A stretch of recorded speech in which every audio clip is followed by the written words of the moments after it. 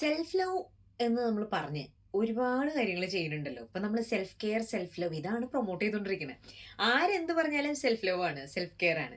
ശരിക്ക് self love തന്നെയാണോ നമ്മൾ ചെയ്യണേ? തോന്നിയിട്ടുണ്ടോ?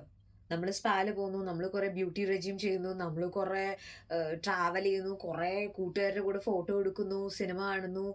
ഇതൊക്കെ തന്നെയാണോ സെൽഫ് ലവ്? നിങ്ങൾക്കതിൽ യഥാർത്ഥ ആനന്ദം കിട്ടുന്നുണ്ട്, നിങ്ങളുടെ ഫിസിക്കൽ ആൻഡ് മെന്റൽ വെൽബീയിങ്ങിന് അത് നല്ലതാണെന്നുണ്ടെങ്കിൽ അത് സെൽഫ് ലവ് ആണ്. അതല്ല, കൂട്ടുകാരുടെ പ്രഷർ കൊണ്ട് നിങ്ങൾക്ക് ഇഷ്ടമില്ലാത്തൊരു ഗ്യാങ്ങിന്റെ കൂടെ പോവാണ്, that is not self love. കൂട്ടുകാർ പറയാണ് ഫ്രണ്ട്സിന്റെ കൂടെ അടിച്ചു കൊടുക്കേണ്ടതാണ് സെൽഫ് ലവ് എന്ന് പറഞ്ഞ് നിങ്ങൾ അങ്ങോട്ട് പോയാൽ that is not self love.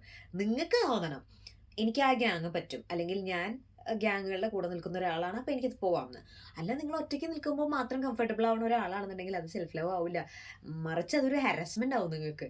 അപ്പോൾ നിങ്ങളുടെ ഉള്ളിലേക്കാണ് നോക്കേണ്ടത്, മറ്റൊരാൾ നിങ്ങൾക്ക് പറഞ്ഞു തരുന്നതല്ല സെൽഫ് ലവ്. ഇപ്പോൾ ഉദാഹരണത്തിന് നിങ്ങൾ രാത്രി ലേറ്റ് ആയിട്ട് ഇരിക്കാനും രാവിലെ ലേറ്റ് ആയിട്ട് എണിക്കാനും മാത്രം വയേർഡ് ആയിട്ടുള്ള ഒരാളാണെന്ന് വിചാരിക്കുക, ദാറ്റ് ഇസ് നൈറ്റ് ഔൾ ആണെന്ന് വിചാരിക്കുക. നിങ്ങൾ സെൽഫ് ലവിന്റെ പേരിൽ 5 മണി രാവിലെ എഴുന്നേക്കാനുള്ള 5 AM ക്ലബ്ബിൽ ജോയിൻ ചെയ്യുകയും പിന്നെ അവിടെ നിന്ന് കുറെ കസർത്ത് കാണിക്കുകയും ഇത് സെൽഫ് ലവ് ആവില്ല. കാരണം നിങ്ങൾക്ക് പറ്റാത്തൊരു പരിപാടിയാണ്. കാലങ്ങളായി നിങ്ങൾ നൈറ്റ് ഔൾ ആയിട്ട് ജീവിക്കുന്ന അല്ലെങ്കിൽ അതിൽ കംഫർട്ടബിൾ ആയിട്ടുള്ള ഒരാളാണെങ്കിൽ ബി ലൈക്ക് ദാറ്റ്. ഇത് നമ്മൾ അതിനെ മാറ്റിമറിക്കാൻ ശ്രമിക്കുമ്പോൾ എങ്ങനെയാണ് സെൽഫ് ലവ് ആവുക? എനിക്ക് മനസ്സിലാവുന്നില്ല. ഇതേപോലെ തന്നെ ഇപ്പൊ ജിമ്മിന് പോകുന്നതാണ് സെൽഫ് ലവ്. ജിമ്മിന് പോയി മസിൽ വീർപ്പിക്കുന്നതാണ് സെൽഫ് ലവ് എന്ന് പറഞ്ഞ് കാലോറി കൗണ്ട് ചെയ്യുക, ഒരു വർക്കൗട്ട് ചെയ്യാൻ പറ്റാതെ ആയി കഴിഞ്ഞ് കഴിഞ്ഞാൽ സ്ട്രെസ് ആവുക. നിങ്ങൾ സ്ട്രെസ്സിലാണെങ്കിൽ അത് സെൽഫ് ലവ് അല്ല.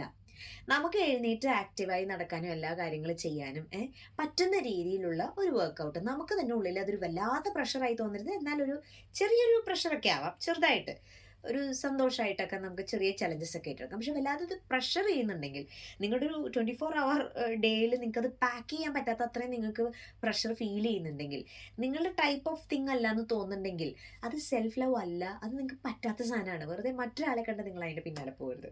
ഇത്രേ പറയാനുള്ളൂ. ഹാപ്പി ആയിട്ടിരിക്കുക.